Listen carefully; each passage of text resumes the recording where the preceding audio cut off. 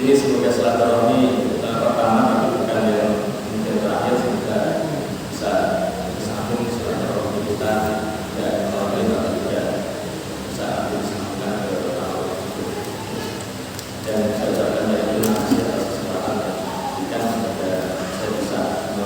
ini amanat yang diberikan.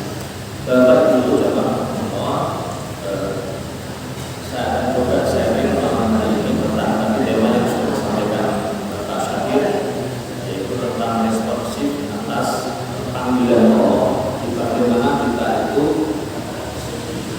bersikap atas seruan atau panggilan Allah. Maka itu Allah sesungguhnya ada banyak sekali panggilan, ada beberapa, ada banyak sekali kita bisa katakan itu panggilan yang disampaikan oleh Allah untuk manusia, untuk kita. Seperti sekarang ini misalnya kita berada di bulan Dzulhijjah, kita sudah masuk ke bulan Dzulhijjah, kita ada di bulan haji. Di para ulama memberikan kita keterangan bulan haji itu bahkan sejak Syawal ya sebetulnya, pertengahan Syawal sampai belakang, kemudian Dzulqa'dah, kemudian setengah bulan Dzulhijjah, itulah bulan haji. Jadi mulai Syawal, Dzulqa'dah, Dzulhijjah itu bulan haji. Jadi orang bagi penduduk dunia kemudian berangkat ya, itu dari bulan Syawal, seperti halnya di Indonesia ini biasanya Natal gelombang utamanya itu Syawal dan belakang, dan hari ini gelombang kedua yang masuk, gelombang kedua, bahkan kalau tidak salah biasanya hari tanggal 3 dari sini ke akhir sampai ke sana itu sekitar tanggal 4 setelah paling akhir itu tanggal 47 sampai di jadi itu yang nah di bulan-bulan seperti ini maka yang langsung terkait dengan tema kita yaitu panggilan kepada bahwa ya ada panggilan Allah ya, tentang berhaji, untuk berhaji ya ada panggilan Allah untuk berhaji yang ini sering disalahpahami oleh banyak orang, terutama umat Islam sendiri. Sering salah paham atau gagal paham. Sering kalau kita ngobrol tentang haji, tentang umroh gitu ya, maka banyak yang mengatakan bahwa aku belum dipanggil misalnya, merasa tidak dipanggil, merasa tidak mendapatkan panggilan dari Allah. Itu yang terjadi, itu salah paham yang terjadi di masyarakat kita. Kamu kok kamu nggak haji, kamu nggak umroh, walaupun dia secara kewajiban sudah wajib ya, secara misalkan dia punya kemampuan sebetulnya untuk berangkat ke sana. Itu dia sudah mampu nasional itu, tapi tadi ya, tetap dia kemudian merasa aku belum panggilan, aku belum dipanggil sama Allah. Nggak tahu ya, maksudnya panggilan seperti apa, nggak tahu ya.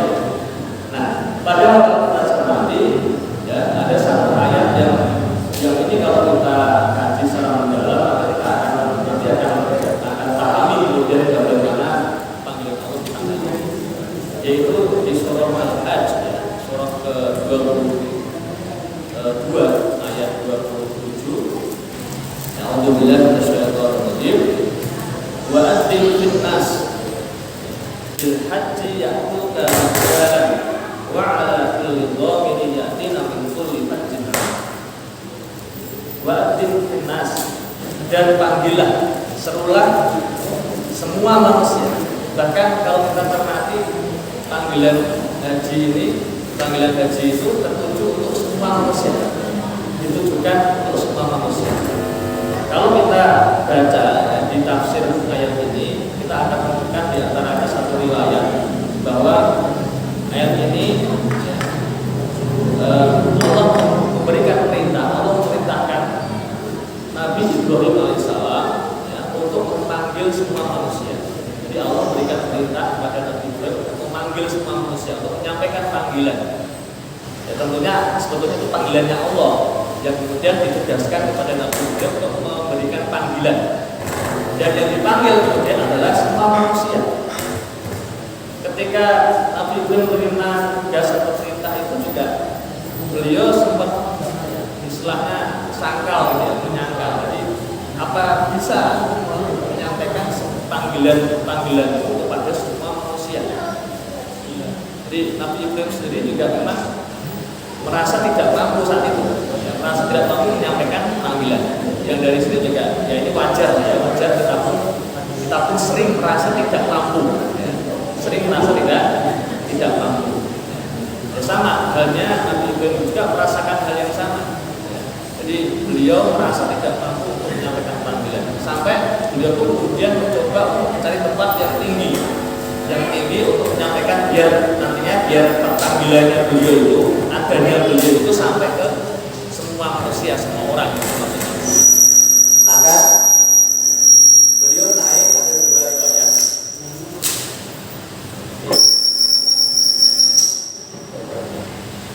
Ada dua riwayat.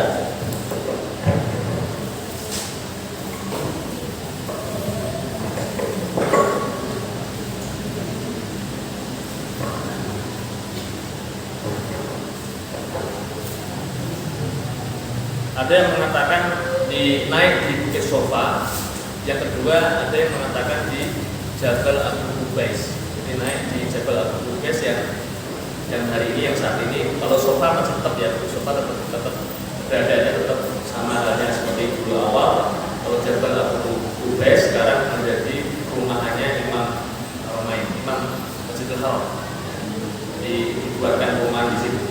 Itu lebih tinggi memang dari yang lainnya. Riwayat yang kuat adalah beliau naik kemudian ke Jabal Abu Qubais.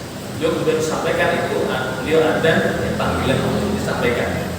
Nah, dan Allah kemudian ketika Nabi Ibrahim adzan itu, dipanggil itu, Allah menunjukkan semua makhluknya, ya, yang lainnya, sehingga panggilan Nabi Ibrahim itu sampai kepada semua orang di saat itu, ya, di saat beliau, di masa beliau itu sampai ke semua orang. Ya, karena kuncinya adalah kamu lakukan saja apa yang diperintahkan, maka urusan sampai nanti aku yang akan mengurus itu.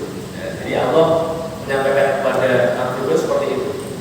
Jadi yang penting kamu sampaikan saja, kemudian panggilannya itu, adzan itu sampaikan saja, kamu adzan aja udah. Nanti yang menyampaikan aku, jadi Allah yang akan menyampaikan kepada semua manusia. Maka sekali lagi kalau kita perhatikan panggilannya adalah nah, kalau kemudian kita ya sampai hari ini, sampai nanti hari kiamat ya, kemudian kita bagian dari manusia, tentunya berarti sudah ada panggilan, kayak gitu, sudah dipanggil kan gitu. Di panggilan Allah itu sudah diberikan, sudah disampaikan panggilannya. Nah, tinggal kemudian kitanya, manusianya itu yang merasa enggak dipanggil atau terpanggil. Nah itu permasalahannya di situ sebetulnya. Bahkan sampai di ayat tadi Allah berikan kemudian gambaran, niscaya nanti manusia itu akan mendatangi ya, rumahku Baitullah. Kemudian yaitu kari jalan yang disebut Allah pertama kali bahkan adalah yaitu kari jalan, bahkan dengan berjalan kaki. Ya, jadi mereka akan mendatangi nanti dengan berjalan kaki, wa ala kulli dhamirin, dan juga pakai unta yang lurus. Jadi digambarkan dengan kemampuan manusia yang minimal itu, bahkan itu. Jadi berjalan kaki kan berarti tanpa modal-modalnya kaki aja gitu berarti kan. Tidak perlu keluar dana, keluar harta untuk kemudian menyiapkan kendaraan berarti kan gitu. Itu jalan kaki. Nah yang kedua kemudian wa al-kulli dhamir, itu unta kurus. Artinya gambaran juga yang bukan kendaraan yang kemudian yang dengan spek yang tinggi itu enggak gitu ya. Di untanya unta kurus disebutkan. Yakni namin kulli fajrin amik, yang akan berdatangan mereka nanti dari segala penjuru dunia. Yang itu kemudian terbukti ya. Jadi ayat ini kemudian sejak saat itu hingga hari ini, hingga besok hari ini tentunya akan terbukti. Kita akan saksikan terus terbukti. Bahkan khususnya untuk umat Islam Indonesia ya, orang Indonesia pun sudah ada yang membuktikan ini. Sudah ada yang pernah menuju ke Baitullah untuk haji jalan kaki itu sudah ada. Namanya Mas Hamid, di orang Pekalongan. Jadi waktu dia lulus kuliah UNES, itu dia sama teman-temannya dia tempat pengajian kayak gini lah ya. Itu berkomitmen untuk berangkat haji. Nah, mereka sepakat jalan kaki. Nah, kemudian dilakukan persiapan, kemudian dilakukan mulailah berjalan. Nah, walaupun belum keluar dari Indonesia, itu yang lain sudah merotoli, jadi sudah nggak kuat. Akhirnya tinggal Mas Amin sendirian sampai kemudian di Mekah, ya, sampai bisa melakukan haji, ya, melaksanakan haji, kemudian pulang. Yang total dari berangkat dari rumah sampai pulang itu setahun. Berarti sebetulnya ada pilihan Pak, ya, kalau kita misalkan kita nggak nunggu sekarang lama gitu, ada pilihan sebetulnya untuk memenuhi panggilan di haji itu dengan cara apa? Jalan kaki. Kita pribun Pak, kesel sanggup betul kita. Jadi ini dengan modal yang paling kecil istilahnya kan, tanpa modal, tanpa harus kemudian keluar data, ya tetap keluar ya, kalau di jalan itu tetap keluar, ya hanya tentunya bahkan mungkin nominalnya besar juga kalau dihitung-hitung, tapi ya sepertinya dari ceritanya Mas Hamim itu tidak besar yang dikeluarkan itu. Nah itu, dan dari segala penjuru dunia. Nah ini adalah satu gambaran yang saya sampaikan Bapak Ibu rahimahullah, ya. Ini satu gambaran, ini salah satu contoh panggilan Allah yang disampaikan kepada kita sebagai manusia, ya, yang terkait dengan bulan-bulan yang sekarang kita berada di dalamnya, ya, yaitu bulan haji. Itu adalah panggilan untuk berhaji dan umroh. Jadi panggilannya untuk semuanya. Bahkan ada 3 ayat ya yang mirip, yang itu sama, nadanya sama, yaitu untuk semua manusia. Yang pertama ini tadi Al-Hajj, ya, surah ke-22 ayat 27. Kemudian yang kedua dan ketiga nanti bisa dipersani, bisa dilihat di Ali Imran 96 97. Inna awwala baitin wudi'a lin-nas, lin-nas alladzi baraka wa hudan lil alamin. Di ayat mubayyinah, man taqallahu kana amina walillahi 'alan nas. Jadi tiga-tiganya itu untuk semua manusia, tiga-tiganya panggilan. Jadi tidak ada bahkan untuk orang mukmin, tidak sebagian untuk orang mukmin dan untuk orang Islam. Makanya Allah sebetulnya berharap semua manusia itu bisa ke sana, gitu. Mau ke sana, bisa ke sana. Dan di ayat yang lain terhadap bagaimana seharusnya kita merespon, maka Allah di ayat yang lain memberikan kita motivasi yang luar biasa, ya. Yang ini kalau kita pegang, kita yakini, maka sesungguhnya kita punya kemampuan, ya. Tadi ya, walaupun kita memang umumnya biasanya itu merasa tidak mampu. Jadi sebetulnya kalau kita mau merespon, ya, dan meyakini ayat-ayat Allah itu kemudian petunjuknya Allah, maka kita akan memiliki kemampuan. Pertama tentunya adalah dimulai dari kemauan, gitu. Karena biasanya itu bukan nggak mampu, tapi awalnya sudah nggak mau dulu, gitu. Yaitu di ayat yang barangkali kita semuanya juga sudah hafal, ya, di bagian akhir surah Al-Baqarah, la yukallifullahu nafsan illa wus'aha. Bahwa Allah tidak memberikan beban, ya, satu kewajiban kepada manusia itu kecuali memang sesuai atau di luar kemampuan itu tidak mungkin. Artinya ketika Allah sudah menetapkan, ya, ada haji umroh, ya, haji umroh, maka sebetulnya kita semua tidak punya kemampuan kalau mau.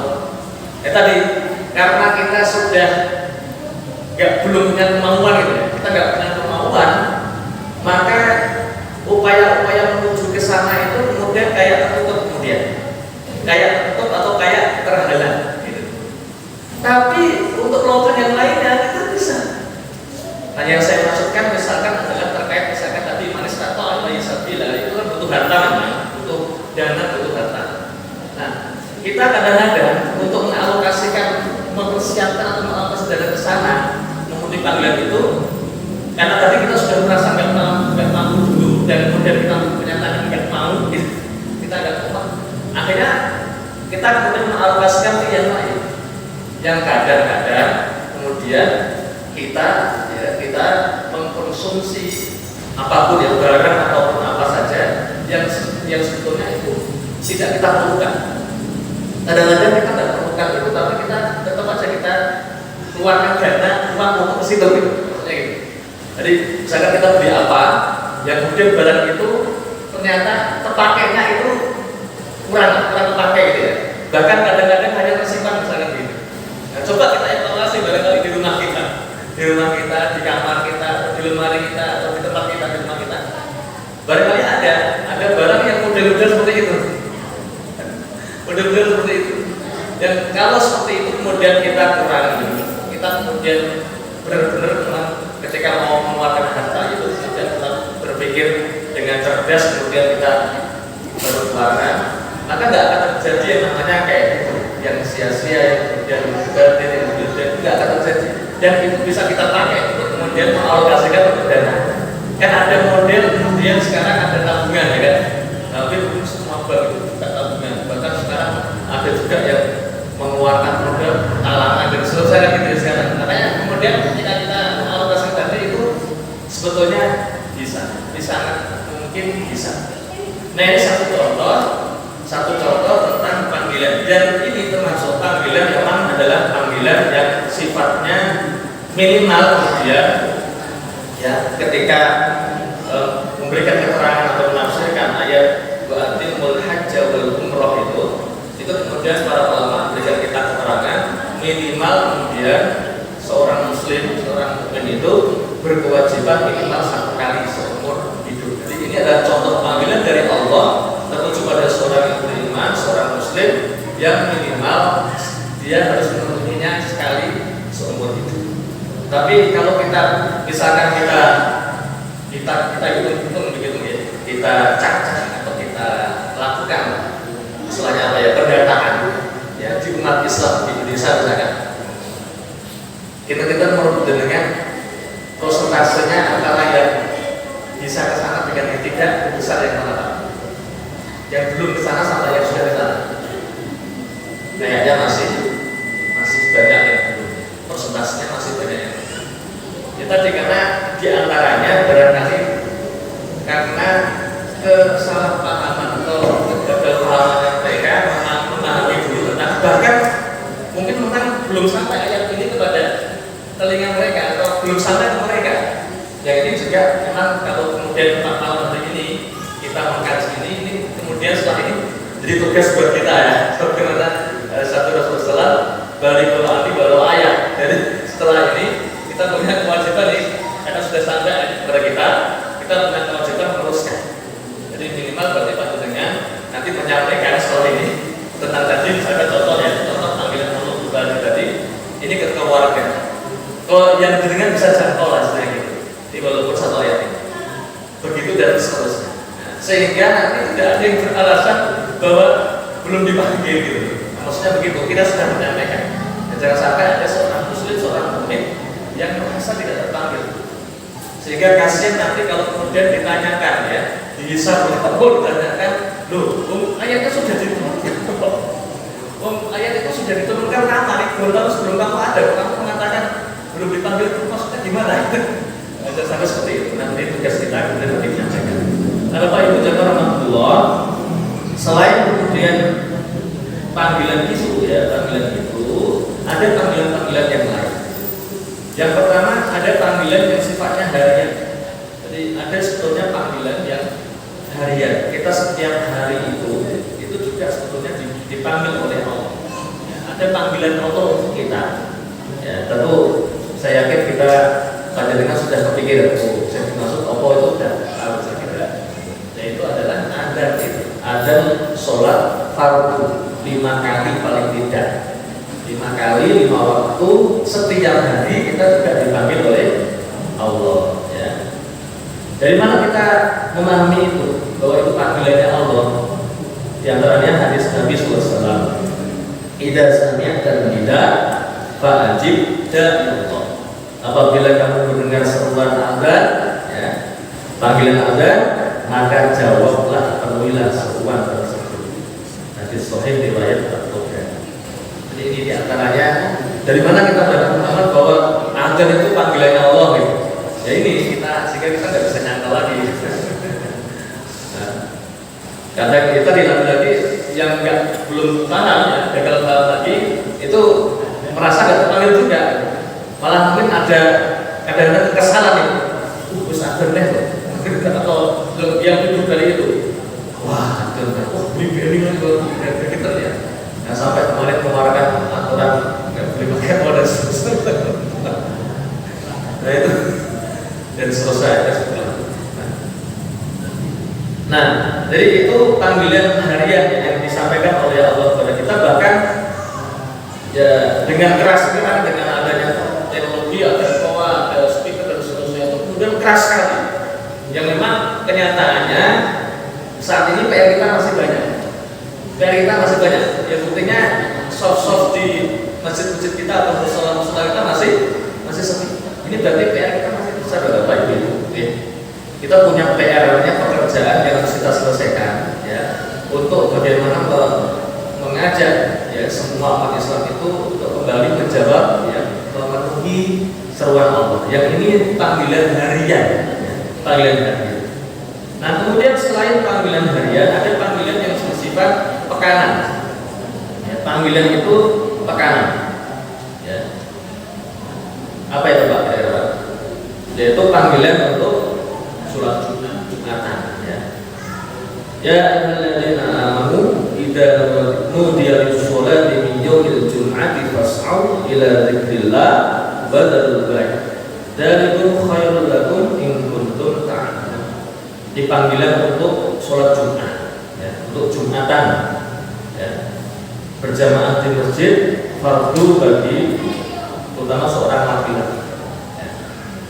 Nah, itu panggilan pekanan. Ini juga sama ya, kalau nggak memahami ya kadang-kadang. Nah, kadang-kadang juga memahaminya juga minimalis itu, sehingga ya datangnya juga telat-telat ya. Sudah mau komat itu baru kemudian datang saya gitu. Itu berarti memang perlu sekali lagi perlu kita sampaikan memang ayat-ayat petunjuk Allah yang memahamkan, yang menerangkan tentang hal itu sehingga umat itu paham, kita paham, umat paham, sehingga dengan kesadaran, dengan pemahaman, kesadaran itu mereka mendatangkan ya. Jadi yang diharapkan memang begitu ya. Jadi memang ada proses, memang harus ada proses taklim, harus ada proses kajian yang mengkaji itu sehingga harapannya menambah kepahaman.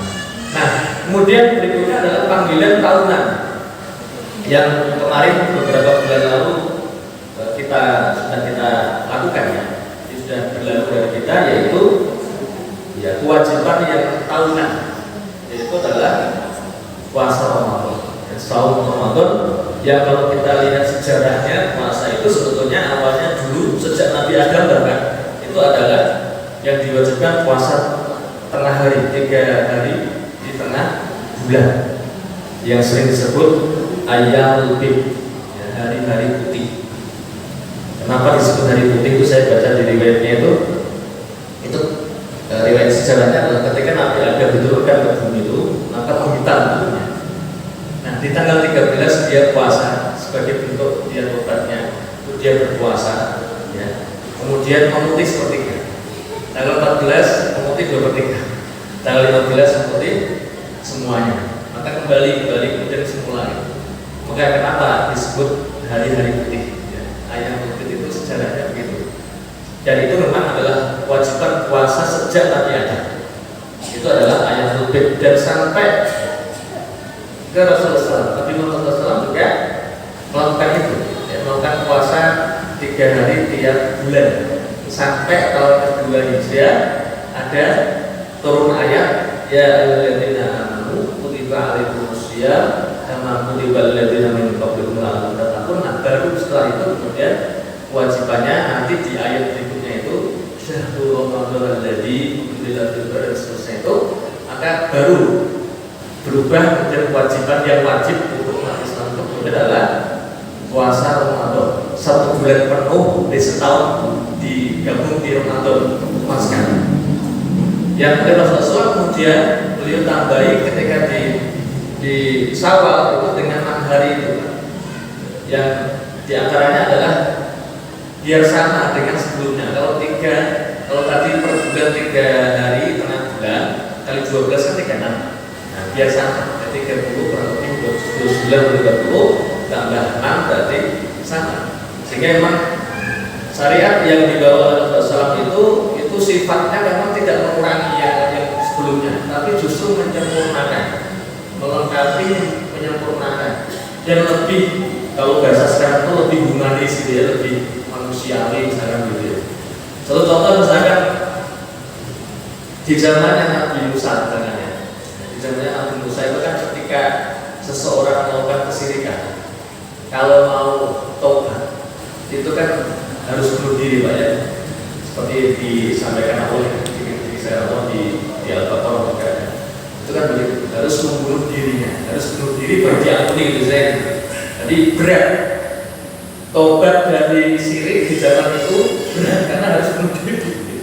Nah di zaman sekarang kan enggak, cukup dengan model tobat nasuha, dia meninggalkan itu, dia tobat, dia kemudian menjaga tauhidnya, udah gitu, selesai. Jadi betapa mudahnya kemudian bertobat di masa sekarang ini, kemudian di masa Rasulullah hingga sekarang ini dan seterusnya. Nah itu contohnya kemudian. Jadi syariatnya tidak mengurangi, tapi melengkapi, bahkan istilahnya apa ya tadi, lebih mudah. Ya. Jadi agama Islam kemudian jadi agama yang mudah sebetulnya. Yuridullahu bikumul yusra wa la yuridu bikumul usra. Jadi Allah menghendaki kemudahan, tidak kesulitan. Nah, itu panggilan yang ketiga, panggilan tahunan. Nah, panggilan yang keempat adalah tadi tentang gaji, yaitu panggilan yang sifatnya seumur sekali, minimal sekali seumur hidup kita harus berusaha untuk memenuhinya Pak. Ya alhamdulillah kalau yang sudah haji, ya yang belum berarti ya kita berniat dengan kuat ya. Saya sendiri haji juga belum Pak. Belum, ya belum haji.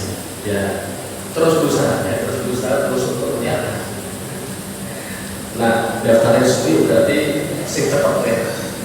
Bisa ambil yang cepat ya, yang plus. Atau gimana lah caranya? Ada banyak cara ya, ada banyak cara kalau kita mau mengkajinya. Ya. Nah kemudian yang terakhir Bapak Ibu Allah, yang kelima, yaitu adalah panggilan yang ini cuma sekali. Dan tepat.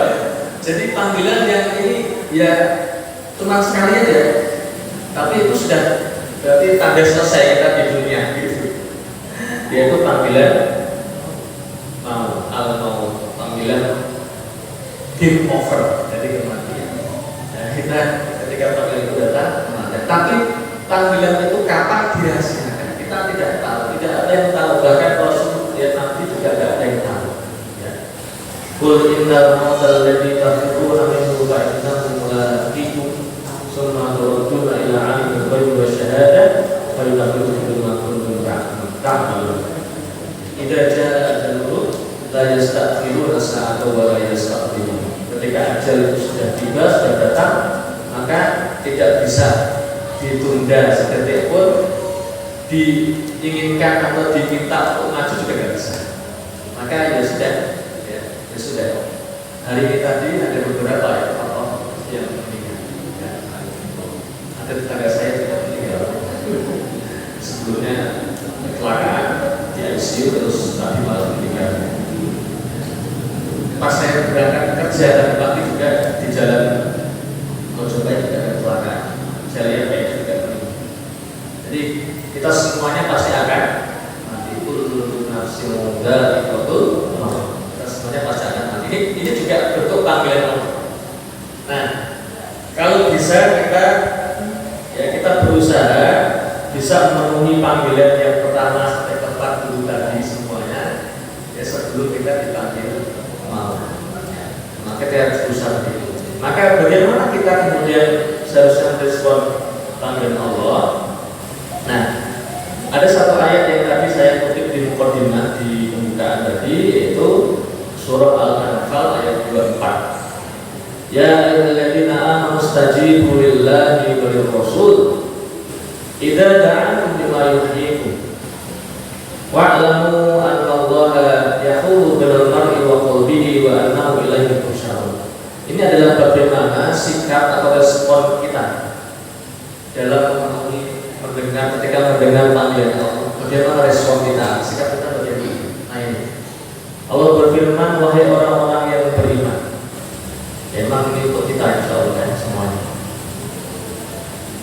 Istajibu lillahi wa lirrasul, penuhilah panggilan Allah dan Rasulnya. Ya. Tadi panggilan Allah sudah disampaikan semuanya. Bahkan kemudian berbagai macam juga kebaikan-kebaikan, berbagai macam kemudian kewajiban-kewajiban itu juga pada ikatnya juga adalah seruan adalah panggilan Allah. Sudah disampaikan ya, di dalam Al-Quran, kemudian dijelaskan oleh Rasulullah SAW di hadis, itu semuanya sudah dijelaskan. Nah, tinggal memang kita terus menerus untuk mengkajinya. Ada di usaha saya punya kebiasaan bagus ya, mengadakan kajian sehari itu 2 ayat minimal, 2 ayat sampai 10 ayat. Dengan tujuan nanti khatam gitu. Jadi tiap hari selalu 2 minimal sampai 10 ayat, 2 sampai 10. Karena memang ada dasar hadisnya. Jadi Rasulullah SAW itu ya, dalam satu riwayat hadis merekomendasikan kepada kita mengkaji minimal 2 ayat sehari. Ya. Dan para sahabat kemudian banyak memberikan pengakuan. Dulu kami biasanya ngaji ke Rasulullah SAW itu maksimal 10 ayat sehari. Sehingga Ustaz saya, Ustaz Anwar Jufi namanya, Bawen itu beliau membuat di masjid dekat rumahnya itu masjid Baitul Muttaqin yang disiarkan di lain ya, setiap hari ya. Itu namanya kajian apa namanya kajian pagi ya, ayat dan hadis disingkat kajian pagi ya. Itu 2 ayat sampai 10 ayat setiap hari. Jadi beliau walaupun tidak di tempat nanti pakai, sekarang pakai gini kan bisa ya. Beliau kemarin misalkan dipuji ya, sama keluarga anak saya ya, dipuji itu tetap di sana beliau juga live streaming kayak gitu, ngisi. Dan juga ada satu hari yang diisi oleh ustadz yang lain. Jadi tidak hanya beliau tapi ada ustadz lain yang juga dijadwalkan. Nah ini juga bisa kita tiru ya, Ya kita mulai kita juga awal yang luar biasa ya, ada tamesa seperti ini nanti sudah bisa ditingkatkan. Karena apa? Kalau misalkan kita rutin sehari itu saya diberikan hitungannya loh. Kalau kita itu satu hari 2 juz, 2 ayat, nanti sekian tahun itu akan datang. Jadi nggak sampai 10 tahun, nggak sampai 10 tahun itu akan datang. Kalau nggak salah 8 atau 9 tahun itu datang. Kalau misalkan, nah itu kan waktu yang memang tidak terasa tadi loh. Kita tuh kalau udah lewat baru kita sadar, kok wis sembuh ya udah. Nah ketika kita masih diberikan kesempatan itu kita kadang-kadang nggak kepikir gitu.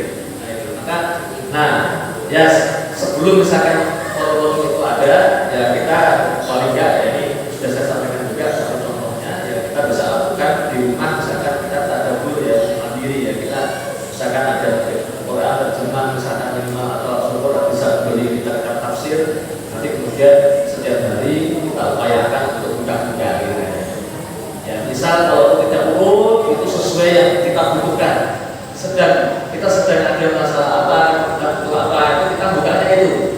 Nah gitu ya, bukan yang lainnya. Walaupun sekarang ada instan Google gitu ya. Jadi semua ditanyakan kepada profesor. Semua nanya ke Google.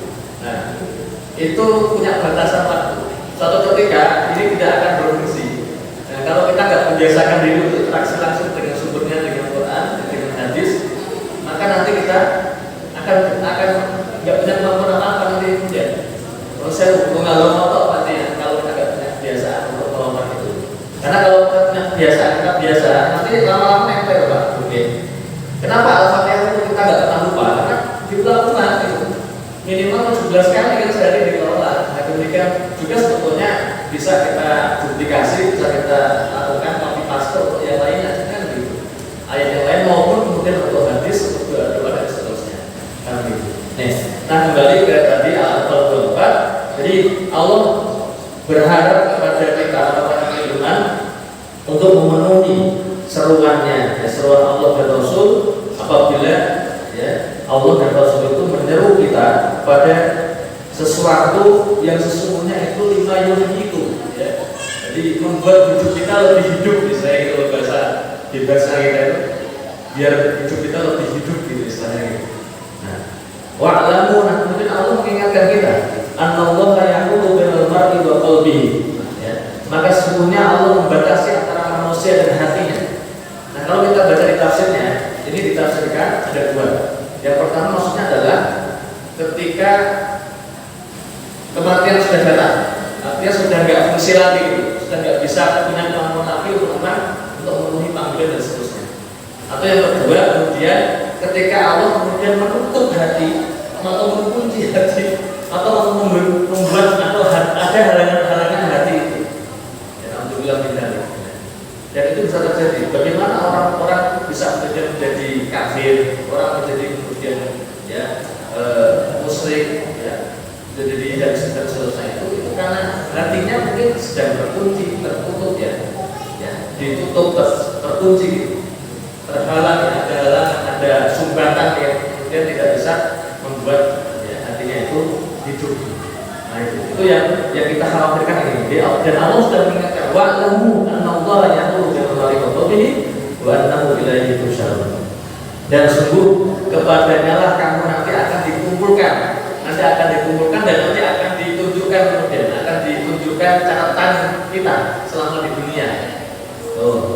Bisa dipanggil terus tapi merasa gitu terus itu nanti akan dipertanyakan. Nah, semoga kita bisa merespon panggilan itu seperti halnya di ayat yang tadi panggilan tekanan. Nah, apa itu? Ya ayyuhalladzina amanu dari surat yaumil jum'ati fas'au. Jadi ketika kita itu dipanggil disuruh oleh Allah, harapannya adalah fas'au, bersegera. Dan begitulah kemudian orang-orang beriman, para pendahulu kita dulu, di para sahabat Nabi SAW itu ketika ada panggilan, ada seruan dari Allah dan Rasulnya itu mereka bersegera, bahkan fastabiqul khair. Kemudian mereka berlomba-lomba. Jadi satu dengan yang lain, kemudian mereka saling berlomba-lomba. Ada satu kisah yang masyhur dan ini ya lengkap ya, kisah ini luar biasa. Walaupun memang konteksnya bukan panggilan yang seperti tadi yang kita sampaikan, yaitu panggilannya adalah waktu itu panggilan untuk berjihad, panggilan untuk perang. Ada sahabat Nabi, ya, namanya Habibullah, yang baru saja dia walimah, ya. Tadi siang itu dia walimah misalkan gitu ya. Nah malam ini habis isya ini ada panggilan jihad, ada pengumuman bahwa besok kita akan berangkat ke jihad. Nah akhirnya kemudian Abdullah berangkat sampai saking semangatnya ya, itu lupa kalau malamnya tadi itu habis berkumpul dengan istrinya, sehingga belum sempat mandi wajib. Nah, sampai kemudian perang, akhirnya kemudian adalah syahid. Dan setelah memberikan kesaksian, aku menyaksikan bahwa adalah dimandikan oleh Rasul malaikat, Jadi kisah sahabat yang dimandikan oleh malaikat. 2 kali dimandikan, karena pertama tadi adalah mandi jenazah, kemudian mandi untuk jenazah. Jadi dimandikan langsung oleh malaikat. Ini salah contoh bagaimana ketika kita merespon atau luar biasa. Ada satu hadis qudsi bahkan. Itu yang ketika seorang hamba mendekat kepadaku, merespon seruanku itu sejengkal, ya, dengan kemampuan sejengkal, maka aku mendekatkan diri, itu adalah sehasta. Ketika hambaku mendekatkan diriku kepada diriku sehasta, maka aku mendekatkan ya, jarak antara aku dengannya itu sebentar. Jadi luar biasa. Jadi Allah sangat senang sekali kalau kemudian kita itu memenuhi panggilan. Allah akan memberikan tentunya kita berbagai macam kemudahan. Ya, sebagaimana di antara contoh di surah At-Talaq yang sering kita juga ya. Meyakinkan ayat Allahu makhluk. Jadi barang siapa bertakwa, ya, maka Allah akan berikan ya, banyak kemudahan jalan keluar, ya, dan seterusnya. Banyak sekali kemudahan-kemudahan yang kita dapatkan ketika itu kita memenuhi panggilannya. Kita selalu dalam ketaatan, kita terus melakukan kebaikan, mati kemudian kita berharap dalam keadaan kebaikan yang terbaik kita lakukan, ya, sehingga nanti kita membawa kemudian banyak sekali ya, amal kebaikan. Ya, semoga memberikan kita kemudahan kekuatan ya, untuk mampu memenuhi panggilannya, memenuhi seruannya, menjawab semua panggilan-panggilannya, dan kita bisa istiqomah hingga paling tidak panggilan akhir tadi ya. Panggilan akhir itu ajal menyebut kita, amin ya rabbal alamin. Aku kuliah terus